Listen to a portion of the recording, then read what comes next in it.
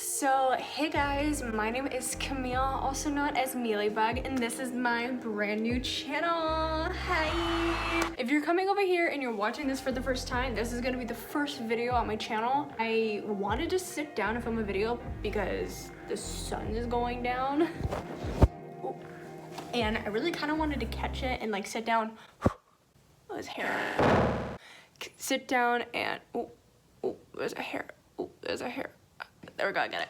Because I don't really have anything planned, and if I don't have anything planned, I kind of like to make like a quick little outline of like key points of a story that I'm going to tell. And if you haven't seen by the title, this is going to be story time about the first and probably not the last time I played a Ouija board. So if you don't know what a Ouija board is, hold on a minute, let me bring up the definition of what a Ouija board is. Basically, if you don't know what a Ouija board is, it's this board with letters and numbers on it with a planchette that's pointy, and it's got like a little clear circle in the middle, and basically you use it to contact people or spirits on the other side. And sometimes nothing can happen, sometimes really bad things can happen, and this is a time where something bad happened. It's not something that like really bad happened and it like had like a long-lasting effect. There are horror stories too. You can probably look it up. There's probably a handful.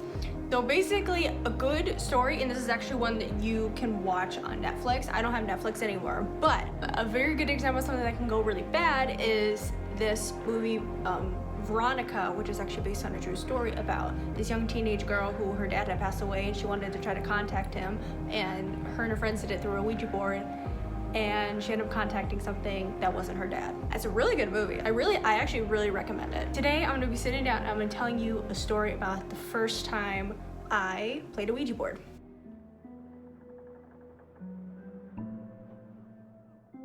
The first time I played a Ouija board was probably about a year ago, and I played it with one of my best friends, Myra. If you don't know who Myra is, if you're new to this channel, you probably don't. She is one of my best friends. We actually have a K-pop channel together called Camille and Myra, where we post a lot of K-pop videos, but we do have a playlist about some of our paranormal experiences and a couple of these haunted locations that we've been to as well. But the links to all those channels are gonna be in the description below. Just saying. So the story goes, it's a dark and stormy night. I'm kidding. I remember exactly when. It was beginning of 2019, I believe. And I was spending the night at Myra's house, per usual. Myra, she got a Ouija board. She really wanted to use a Ouija board because we both grew up in haunted houses. I have a couple ghosts here, Myra's a couple ghosts over there. Mine seem pretty chill, actually. But Myra's kinda seems a little not so nice, let's say that. We wanted to play the Ouija board, and Myra really wanted to do it, and I was like, I am kind of skeptical of using them, because I know if you don't do it right, and even if you do, bad things can come through, and that's something that I was really worried about. I've always wanted to use one, because when I was growing up, I always wanted a Ouija board. Like, ever since I was born, I was into the paranormal. So when I was younger, I learned about Ouija boards. I loved horror movies. So every single time when me and my parents went garage sailing, especially around in the summertime, garage sales when I was growing up were really big around my area. And every so often, when we would go to a garage sale, somebody was selling their old Ouija board. And I would always beg my mom, can I get a Ouija board? And she was like, that thing is never ever coming into our house, ever. Absolutely not. Obviously, I'm like 6-7 years old. Like, you're not touching a Ouija board. You barely know what it is, let alone how to use it technically, you know what I mean? Fast forward to the night we're playing the Ouija board. We already broke the first rule. One of the rules is to not play the Ouija board at 3 a.m. Guess what we did? We waited till 3 a.m. Don't do it. It's one of like the main rules. Don't play it at 3 a.m. Guess what we did? We played it at 3 a.m. because why not? You know what I mean? You know what I mean? The fucking ghosties are like owl extrally. You know what I mean? Like, why not? You know? Even got candles for it. We got 4 red candles to sit around the Ouija board. And I was like, dude, what if something happens and like we knock it down? Like this place is going up in flames. Oh my gosh. So I'm gonna set the scene. It's me and Myra. It's 3 a.m. middle of the night. We're sitting across from each other. 4 red candles around. And in the center is the Ouija board. 3 a.m. It's like, we're ready. We're ready. I'm kind of nervous. My heart's pumping a little bit. I've never done this before. I don't know if something's gonna go wrong. So we're like, okay. Because they say to do it if you're not, they say to not do it if you're not calm, if you feel anxious or anything like that, to not do it. And I felt a little bit nervous just because I've never done it before, but like I didn't feel anxious. This is something that I learned, is that you don't actually have to circle the board 3 times. You can literally just start by asking the first question. And the first question we asked was, are there any spirits here that would like to talk to us? Something along those lines. Not exactly, but something along those lines. After Myra asked the question, we're like, okay, is it gonna move? Anybody gonna answer? You know, hello, anybody home? And all of a sudden, I don't know if anybody else have experienced this, and I don't really know how to explain it. But all of a sudden, it was really weird. I got like this tingling energy that started from my fingertips. It went all the way up my arm, both of them, and it started to go through my body. And I was like, is this a spirit? Am I just anxious? I'm like, I've never ever felt something like this. I don't know how to explain it. It was just like this overwhelming sense of energy, and it just went up both my arms, started from my fingertips, and both my fingertips are on the freaking planchette that's on the Ouija board, by the way, obviously. So I'm just like, stop it, goodbye, we're done for, give me a couple minutes and we'll try again, you know what I mean? I can't remember if the second time I did it with her again or not, or if she just did it herself. I don't exactly remember, but I know I did it twice with her. And I think she either did it once or twice herself alone. Something that weird that happened, the planchette never moved, like the entire time.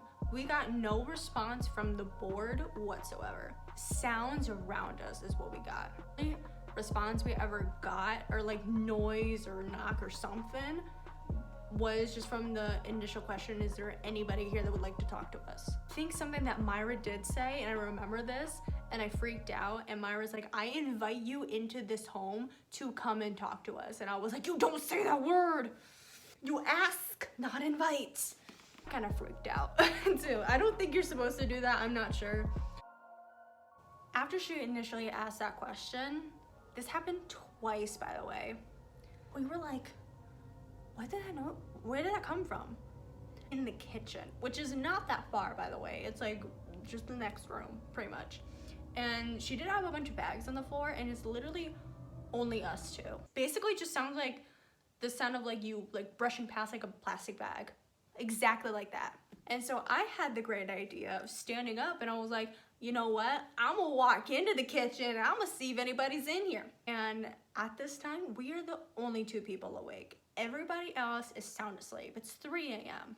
And it only happened after Myra initially asked that question. And the only time it ever made a noise or something kind of started to feel a little bit weird was when Myra spoke. Never me. So we're like, okay, maybe it only responds to Myra. When she was doing it alone, after asking that question, she said that she felt like there was someone that kind of like walked over and like lightly sat next to her. I think I asked her, it was like, did it feel negative? Does it feel neutral? You know what I mean? Does it feel weird? And I don't remember what she said. I think she just said it felt like just someone like lightly sitting next to her. I think so. I believe that's what she said. Yeah, those are probably like the weird occurrences that happened during just that short couple sessions of us doing it. The planchette never moved. I had a weird feeling, energy feeling, going up my arms the first time we played in the first like minute. Myra felt somebody walk and sit down lightly next to her. And then we heard two like little rustles against like a plastic bag twice in the kitchen. It happened twice. After each time Myra asked that initial question, I believe it was when she was just playing it alone, which is another rule. You're never allowed to play the Ouija board alone. Don't play it alone at 3 a.m. Which, I mean, she technically was playing it alone, but I was in the room. Once we ended all the sessions and we were done playing, we cleaned everything up, I wanted to go and kind of like investigate in the kitchen once we were done, because that's where we heard the noises. And something that I noticed, and you walked into the kitchen, and you know what I mean? You walk in there, you kind of, you know what I mean? You looking around, you breathing normally, you know what I mean? And I was like, I kind of took a deep breath in and exhaled. I did that a couple of times, and I was like, that seems weird. So I walked back into the living room. I breathed in and it breathed out a couple times, and I was like, okay. And then I did that again, and I was like, Myra, come here, tell me if you feel this. I was like, walk into the kitchen, take a nice deep breath in, take it out. Walk back into the living room, take a deep breath in and breathe out. Doesn't that feel different? Doesn't the air in the kitchen feel heavier? She was like, yeah. And I was like, do it again. So we did it a couple times, and we were like, why is the air in the kitchen heavier? To us, personally, I don't know if this is true, but to us, that was an indicator. Okay, something was in here. It might have not wanted to come near us, but it wanted to let us know that it was here. That was kind of weird. I don't know if anybody has ever had that experience. Like the air's fine, you know what I mean? And then you just walk into a certain room and you're like, okay, this just feels weird, and the air just feels heavier in here. So I don't know if that's an indicator of like negative energy in that room, or maybe like a negative spirit. So, but I love to hear your guys' Ouija board experiences in the comments below, because this is just one I've had. I have many paranormal stories. Me and Myra and a couple of our other friends, we've gone to a couple of paranormal places, so we have a lot of stories of those that we would probably love to tell one day. We never just really sat down, and like everything's from like about a year ago, because we haven't really done anything recently because of, you know, the weather. We live in Ohio. It's always winter. It's absolutely freezing. Snow everywhere. Kind of dangerous to go out, you know what I mean? Hours away to like a place we don't know where we're going. So go out again. I really want to go to like these haunted places and just investigate, whether it's for a video or for not, just for fun, because it's something that we really enjoy to do, especially me and Myra. But Myra, she's got an EVP recorder, and we would love to use it at one of these haunted locations that we want to go to one day. So yeah. So that was my Ouija board horror story. Something to take away from this video is, if you are going to be playing a Ouija board, when you do play it, you do not know what you're contacting. You do not. Whether you know what you're doing or you don't. When using it, it's not a game. It says it's a game, it's not a freaking game. It's not a game. The spirit world, it's real, and it's not something to take lightly, and it's not something you want to piss off either, because that will come to freaking smack you on the butt. If you guys like this video, and you like me doing scary story times, give this video a big like. Some people do like crime cases, you know what I mean? They talk about like a very famous case, and you know, they talk about the person, the stuff they did, and everything like that. Maybe I'll do that, but the paranormal version. I think that might be fun. It's something that I'm weirdly passionate about. It's something that has always intrigued me, literally since the day I was born. Yeah, it's something that has always drawn me. Like, the only type of books I read through middle school and high school was anything based around the paranormal, supernatural. It's something that I love to learn more about. Like, I know some things, but I'd love to like just like sit down and just like read and like, you know, get a book about demonology and stuff like that, and just fucking read it, and just learn about, you know, what everything is, just because I think it's cool. Okay, I went off a kind of like a side rant and I'm losing my voice. Does anybody else lose their voice when they film? Like I said earlier, if you like this video, give it a thumbs up if you'd like me to do more of these. And also, don't forget to hit that subscribe button and turn the post notification bell because I'll never know when I'm gonna post. And also, if you want to follow and see more of me, you can follow my Instagram. All my ads are at 𝙼𝚘𝚛𝚎. This is just 𝙼𝚘𝚛𝚎XO. It's just like an extra version of me. And also, all the links to me and Myra's stuff will be in the description below as well. So hopefully after this quarantine, we can definitely do more stuff. I really hope so. Well, I'll see you guys later. Stay creepy. I don't know. Maybe that's gonna be my new thing. Stay creepy. I like that. I like being creepy. Creepy's cool. Creepy's dope.